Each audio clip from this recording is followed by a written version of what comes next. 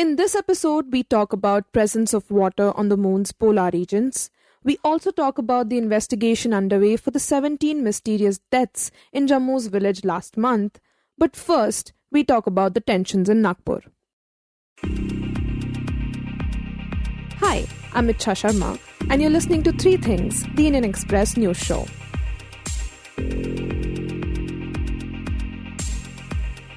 Tensions in Nagpur escalated last week after right-wing organizations like the Vishwa Hindu Parishad and Bajrang Dal began protesting, demanding the demolition of Aurangzeb's tomb.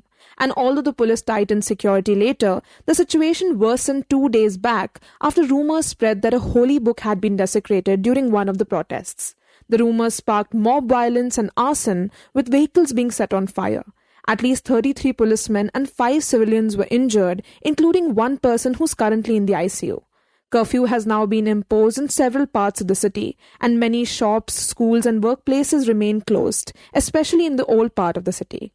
To understand how the controversy unfolded and the concerns it raises, my colleague Shashank Bhargava spoke to the Indian Express's Shubhangi Khapre. The conversation took place yesterday evening. Shubhangi, over the past few days, we saw this controversy really escalate. Many people in the city, in fact, said that they had never seen such things before. And pretty much all of it centered around the Mughal ruler Aurangzeb. Yeah, the thing is, like, if you look at the history of Maharashtra since 1960, when the state was formed on May 1, 1960, Shivaji has been kind of a most revered deity kind of thing, but he was never kind of elevated to the status of a god or something. There was always kind of a lot of respect towards him as an administrator, as a king who kind of fought valiantly against the Mughals, mighty army of the Mughals, that kind of thing. But this anger which we see now, like what happened in the last 48 hours, this is something which was not there to the extent we are kind of witnessing now. I must take you back to the times of the Shiv Sena during Bal Thackeray, which was the first one to kind of demand the renaming of Aurangabad city in the name of Shambhaji Maharaj. Shambhaji is the son of Shivaji Maharaj. Now, in the early 90s, this was a demand, and this came from the regional party, which was Shiv Sena, which was then seen as a militant party, aggressive Hindutva party. And Shiv Sena has always kind of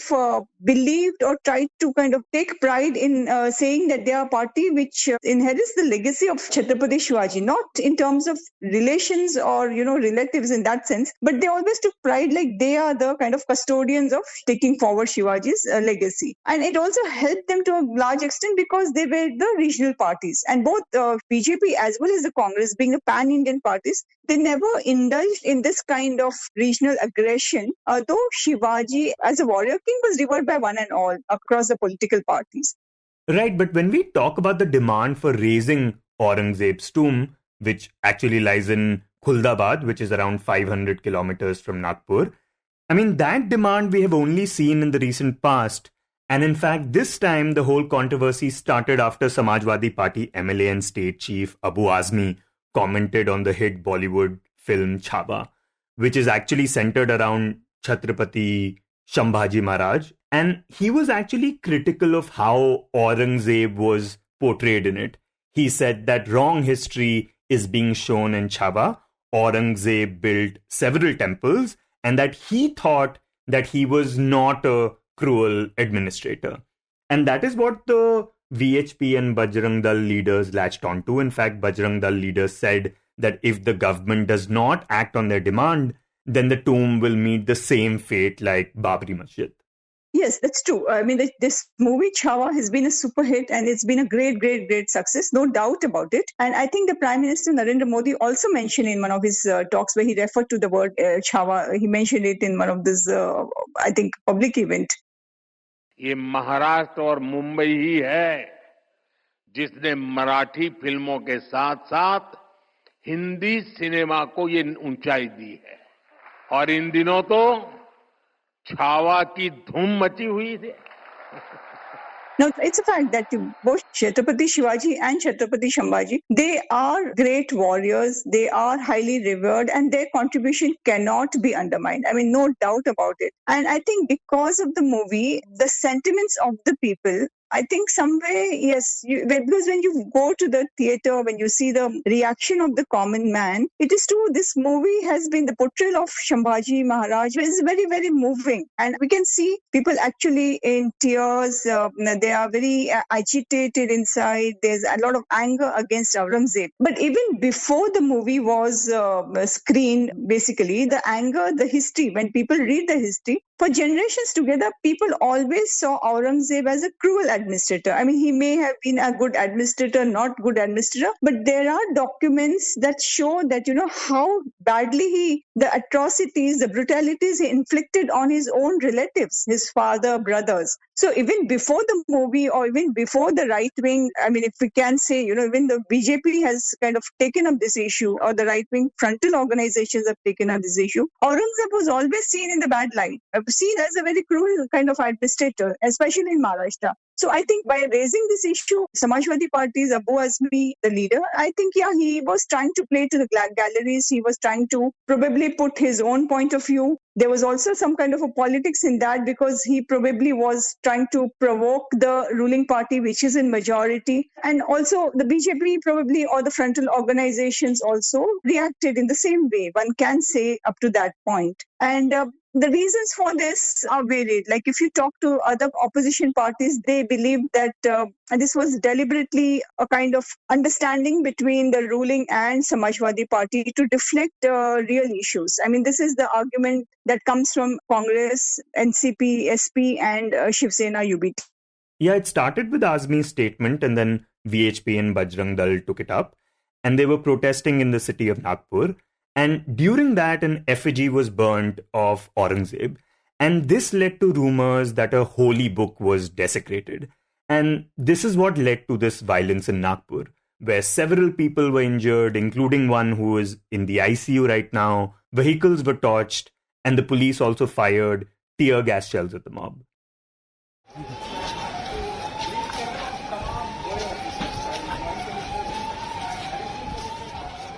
Yeah, that was shocking, because see, the protests are going on. It's an ongoing process. And if you look at the renaming agitation, which was then launched by Shiv Sena, that was more volatile. What happened in Aurangabad, say in the 19s, that was far more volatile, more aggressive and that kind of thing. So right now, the protests were just a kind of a tokenism, we can say. Though the pitches were louder, but what happened in Nagpur was actually very, very shocking, because a group of Bajrang Dal and VHP activists, they came on the streets, and they protested, and they just kind of an effigy made of grass, I think. And it was wrapped in a green kind of a satin thing. Now there are two theories in this. One theory is that it was a gilafa, that is a piece of cloth used in religious purposes, especially among the Muslims, with inscriptions from Quran written on it. Now that's one theory. The second theory is that it is not so, that this theory is being fabricated, and there's nothing to ascertain this fact. So now the thing is that this activists, they burned the effigy, they raised slogans, and they walked away. And the reaction happened much later. After a few hours, the reaction happened. And that reaction from the other side was very volatile. They came up with stones, they came up with sharp weapons. So here the question is that if it was just a spontaneous reactions, then how come they were so organized? That's one question. The Chief Minister himself in the State Legislative Assembly yesterday said that from the preliminary report, it looks like it was pre-planned. अध्यक्ष महोदय, एकूणच याच्यामध्ये जर आपण बघितलं तर सकाळची एक घटना घडल्यानंतर मध्यंतरीच्या काळामध्ये पूर्णपणे शांतता होती, पण त्यानंतर मात्र संध्याकाळी काही लोकांनी जाणीवपूर्वक अशा प्रकारचा हल्ला केल्याचं या ठिकाणी लक्षात येत आहे. याचं कारण जवळपास एक ट्रॉली भरून त्या ठिकाणी दगड मिळालेले आहेत, आणि काही लोकांनी जमा करून ठेवलेले दगड, वरती जमा करून ठेवलेले दगड हे आपल्याला पाहायला मिळाले. शस्त्र देखील मोठ्या प्रमाणात त्या ठिकाणी होते, ते शस्त्र जप्त करण्यात आलेले आहेत. After the 1992 riots, that was again a reaction to Babri Masjid's demolition. The city by and large has always stayed very calm, and the communal riots, it's not in the characteristic of the city. Nagpur was never seen as a very sensitive city or district, because despite the RSS headquarters there, Nagpur is never known for its communal characteristic, unless there were something very, very, very provocative instances that, led to that kind of situation. But they were by and large very far and few. One was in 1927, the communal riots, and the second was 1992, post Babri Masjid. And that was kind of controlled within a few days. So this kind of a reaction yesterday was really shocking because they had to impose curfew in the city in several places. And even today, when I saw the reports, the situation is very tense. The Ramzan is going on, and some of these minority areas, there are restrictions on the movements and all that. So it's not a very good situation right now, though it is in control and normalcy has kind of returned, one can say. And you mentioned that this is where the RSS headquarters is, and it's also the city Devendra Fadnavis comes from. So with this kind of violence taking place there, what position does that put both Fadnavis and the organization in? Yeah. So this is also very alarming for the RSS, because if this kind of violence takes place in its backyard, it's not a very good comment on the organization, which is a political mentor of the ruling party, be it in center or state. And today, therefore, the RSS official spokesperson, Ambekar, he today distanced himself from this whole issue. He condemned the violence, and he also said that Aurangzeb is not relevant in current context. So the RSS, I think, is trying to kind of distance itself from this whole issue, and also making it a point that the raising of that Aurangzeb tomb is not warranted. So probably they are trying to kind of, now try to quell this kind of agitation, looks like. And another important point is that Prime Minister Narendra Modi is likely to visit Nagpur soon. Most probably, he is also going to visit RSS headquarters. And in the backdrop of all this, high-profile visits, to have a situation where, your hometown is under trouble, is witnessing violence, is not a very good comment on the Chief Minister himself, because he is also Home Minister. And, during this time, we saw Fadnavis saying that we need to maintain restraint. And he also said that the government is obligated to protect Aurangzeb's tomb, which is a protected site, but it won't allow attempts to glorify his legacy. Can you tell us what stood out to you in these comments? Yeah, now the question is, who has glorified him? Nobody has glorified him. If you look at the history of Maharashtra, neither the Congress nor the BJP nor any other regional parties have ever glorified Aurangzeb. So the structure has been there, and it's been there since centuries. And I think people, whoever, when they visit Aurangabad, now it's called Shambhaji Nagar, as a tourist, you go to that place to just, visit. But even the number of tourists, I don't think there's any hype. So I don't know, this debate is just kind of, I think these right-wing organizations, they are just taking up one issue after another. They just need some, had it not been for, say, Aurangzeb tomb, there would be something else they would look for, I'm sure. त्या औरंग्याची cover कशाला हवी, परंतु आपल्याला देखील कल्पना आहे की एएसआयने त्याला 50 वर्षापूर्वी संरक्षित म्हणून अशा प्रकारचं त्या ठिकाणी स्थळ म्हणून घोषित केलेलं आहे, आणि म्हणून त्याचं संरक्षण देखील करायची जबाबदारी ही राज्य सरकारवर आणि केंद्र सरकारवर येऊन पडलेली आहे. काय दुर्दैव आहे, ज्या औरंग्याने आमच्या हजारो लोकांना मारलं त्याच्याच कबरीचं संरक्षण आम्हाला करावं लागतं. पण एक वचन तुम्हाला निश्चितपणे देतो, काहीही झालं. And also statement from Fadnavis, I think, when he says it's unfortunately the state has to preserve the tomb because it's under ASI heritage. I mean, why do you say this? I mean, why can't you say that, it's a historic past, it's a historic reality. Nobody is glorifying him, but yes, why should you touch, a site which has been in existence? So I think, they will have to do some self-introspection, basically. Also, the other thing that stood out during this time was that even while Fadnavis was asking people to maintain restraint and talking about the rumors that were being spread, we had the cabinet minister Nitish Rane. He expressed solidarity with these Hindutva organizations pushing for the raising of the tomb. And he did that at a time when things were worsening in Nagpur. Now, this really raised concerns because a lot of these right-wing organizations, they do end up getting support from those in power.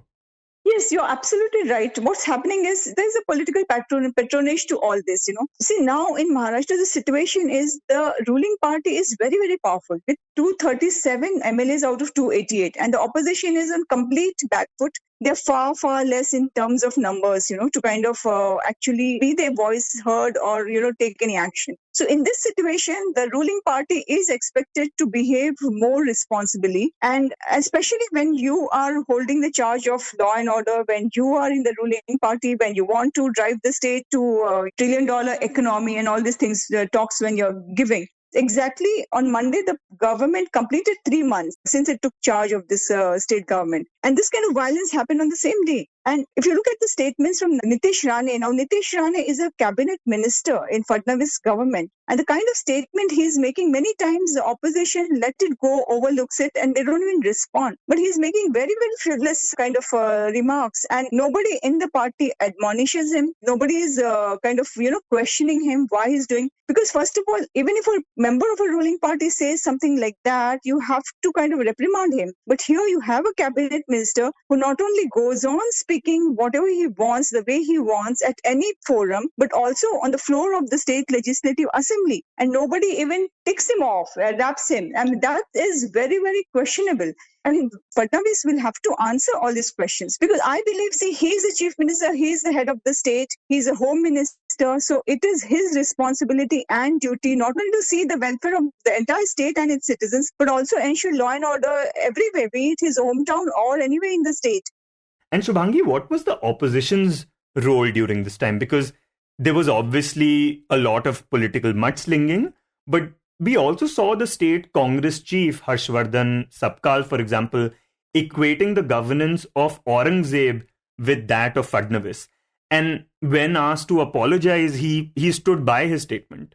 This is a sad commentary because what the opposition is, getting trapped in this right-wing campaigns because the right-wing frontal organization is a certain agenda and the opposition by reacting the wrong way are falling in the trap. I think the whole process, the thinking in the opposition is also if we say something, then it might be perceived as anti-Hindutva. And then what happens? The majority are Hindutva. But the point is they should learn to call spade a spade, that's where they're getting trapped actually. Because Harshvardhan Sapkal, who's just taken the charge of state Congress and, he has a formidable task to rebuild the organization by calling Devendra Fadnavis as Aurangzeb or equating him, because he said that I didn't mean it in that sense. What I meant is, his style of functioning or the way he's going ahead, that kind of politics I was commenting on is almost like that of Aurangzeb. But whatever that clarification is, it doesn't help because, the moment you call a chief minister of Maharashtra Aurangzeb, then you're playing to right-wing politics, you are giving them all the more reasons to kind of question your own credibility. So again, they had to retract this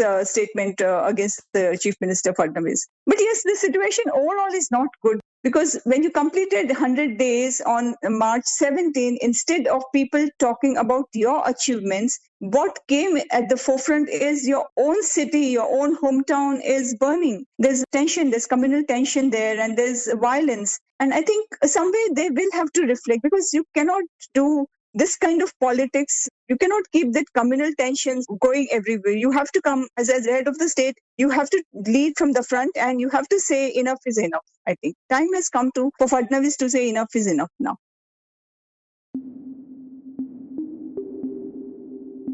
And next, we talk about the presence of water on the moon's polar regions.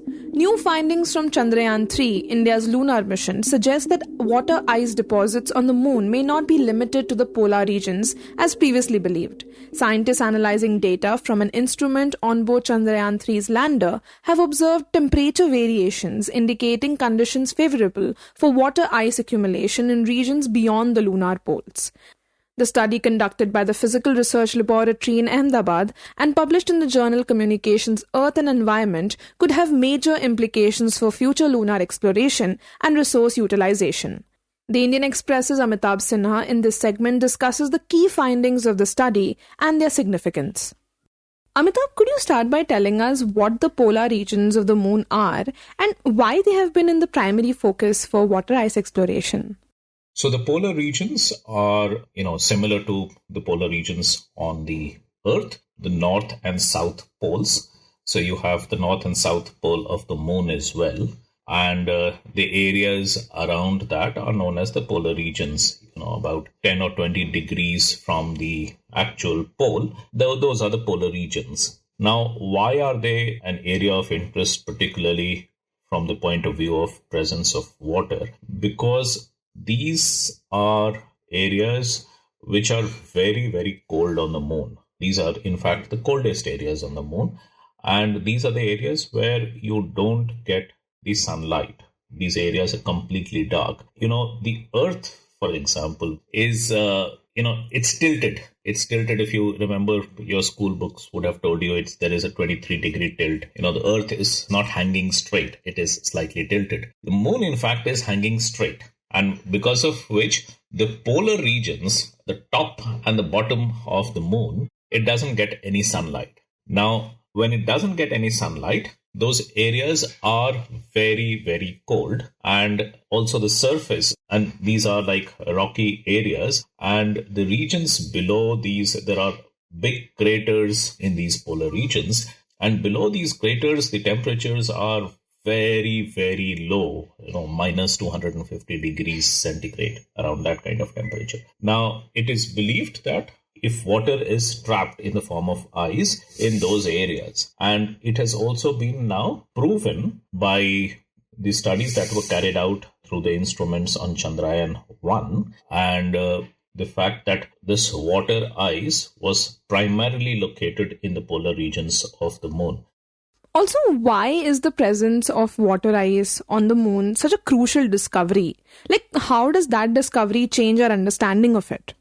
So you would be aware that we are now planning to go back to moon, and this time for longer stays, meaning, we would like to stay there for extended periods, maybe build a permanent station there, like we have stations, research stations in the Antarctic region or in the Arctic region. Similarly, we would like to establish a permanent facility on moon for various reasons, for exploration of the moon. There are other things that are also being considered. There are natural resources on the moon, minerals, for example, which we would like to exploit, maybe, even return with some of those minerals, but also use those minerals to build up facilities on the moon itself. And moon, it can, in future, what is being considered is to establish sort of a facility on moon, which can serve as the base for launching deep space explorations. So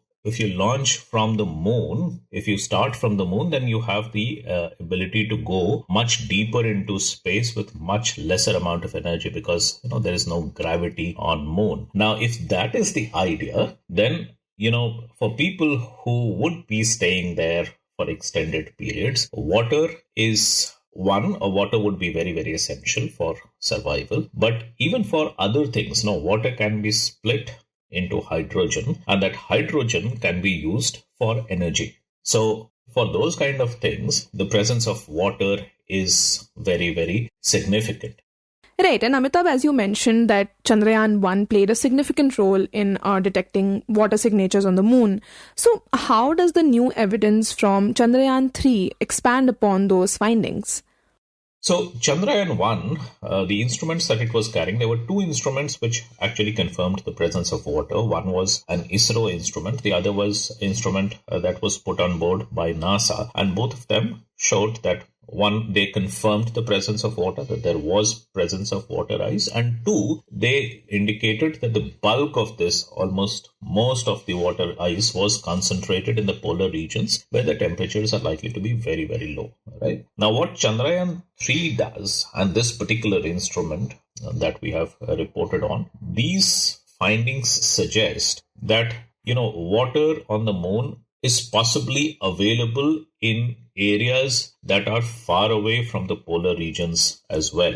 So if you remember, Chandrayaan-3, it landed in an area which was about 70 degrees south of equator. Now, 70 degrees south is fairly close to the poles. In fact, if you're on Earth, then 70 degrees south or north would probably be considered a polar region itself. Or certainly 80 degrees is certainly the polar region. Now, Chandrayaan-3 is the first that was able to land so close to the southern pole. So other missions have landed much closer to the equator. Right, and the particular instrument on board Chandrayaan 3 that recorded these findings is called the Chandra Surface Thermophysical Experiment, or better known as CHASTE. So tell us, what all does it help us understand about the moon? Right. So that instrument, it's essentially a sort of a thermometer, and it was meant to do a temperature profile of the moon's surface. Basically saying, if you dig in the moon's surface, how does the temperature change once you go slightly below the surface? So if you dig, say, 10 centimeter or 20 centimeter or 50 centimeter or maybe a meter, once you go below the surface, how does the temperature change? What is the temperature on the surface and what is the subsurface temperature, say 10 or 20, 50 centimeters below the top surface? So it was supposed to do that kind of measurements, those kind of experiments. And in fact, its primary experiment was that, and it did create a temperature profile. And, that was also a very important study that was published last year, how the temperature changes when you go below the surface of the moon. Now, those same temperature readings, those same observations have been now used to talk about the possibility of water. So one of the things that this instrument found was that temperature changes were not visible just when you go from surface to subsurface, but even on the surface, very small distances had very large variations of temperature. So, just a meter away, for example, the temperature difference would be somewhere of the order of 15 to 20 degrees centigrade. We don't see that kind of thing on Earth, right? So if you're standing on one side of the bed, the temperature might be, 40 degrees. And if you're on the other side of the bed, the temperature on the surface is 20 degrees, So this is something surprising. So does this mean that resource prospecting for water on the moon could be easier than previously thought?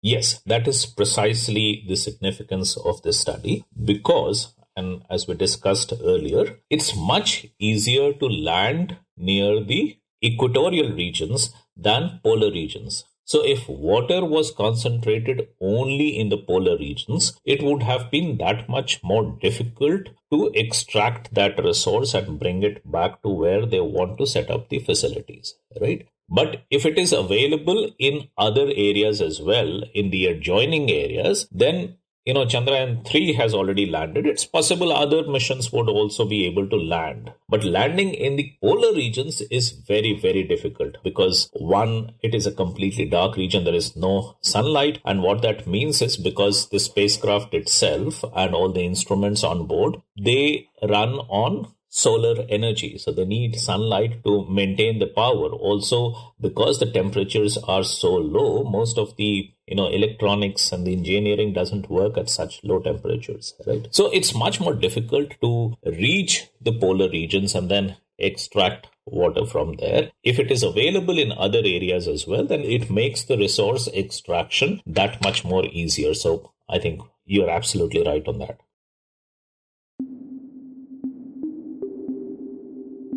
And in the end, we talk about 17 mysterious deaths in Jammu's village. 17 people in Badal village in Jammu's Rajouri district died under mysterious circumstances, leading to multiple forensic investigations. According to Jammu and Kashmir government, medical institutions across the country have detected traces of at least 7 toxins in the bodies of the deceased and in food samples collected from the village. The findings have raised concerns, with legislators calling for a CBI probe to determine the source of the toxins and whether poisoning was intentional. Last month, my colleague Niharika Nanda was joined by the Indian Express's Arun Sharma, who reported on the story for the newspaper and discussed the early symptoms of the victims in the case. All of a sudden, they used to have fever, mild fever, and started complaining of uneasiness in breathing. Some of them used to fall unconscious all of a sudden. Lot of sweating used to take place. And nearly 200 samples, food samples, water samples, even samples may be taken during the postmortem of the deceased, have been sent to different labs across the country. Health and Medical Education Minister Sakina Yatu stated in the Legislative Assembly that the deaths were not caused by a communicable disease of bacterial or viral origin. Instead, forensic analysis conducted by various institutions, including PGIMER Chandigarh, CSIR IITR Lucknow, found traces of toxins such as aluminium, cadmium, aldehyde sulfate, among others, in food and biological samples. The sequence of events suggests that the first deaths were reported following a wedding feast in the village on 2nd of December last year. Since then, members of 3 families had died between 7th of December and 19th of January. In total, 64 people were hospitalized, with 41 later discharged. In the Jammu and Kashmir Legislative Assembly, National Conference MLA Javed Iqbal Chaudhary questioned why people in the village would have been poisoned and urged the government to hand the case over to the CBI. CPIM MLA M.Y. Tarigami described the situation as unprecedented and called for greater transparency in the investigation. However, the Health Minister responded that the Jammu and Kashmir Home Department's inquiry is still ongoing and further decisions will be made based on its findings. You were listening to 3 Things by the Indian Express. Today's show was edited and mixed by Suresh Pawar and produced by Shashank, Bhargava, Niharika Nanda and me, Ichha Sharma. If you like the show, then do subscribe to us wherever you get your podcasts. You can also recommend the show to someone you think will like it. Share it with a friend or someone in your family. It's the best way for people to get to know about us. You can also tweet us at Express Audio and write to us at podcast@indianexpress.com.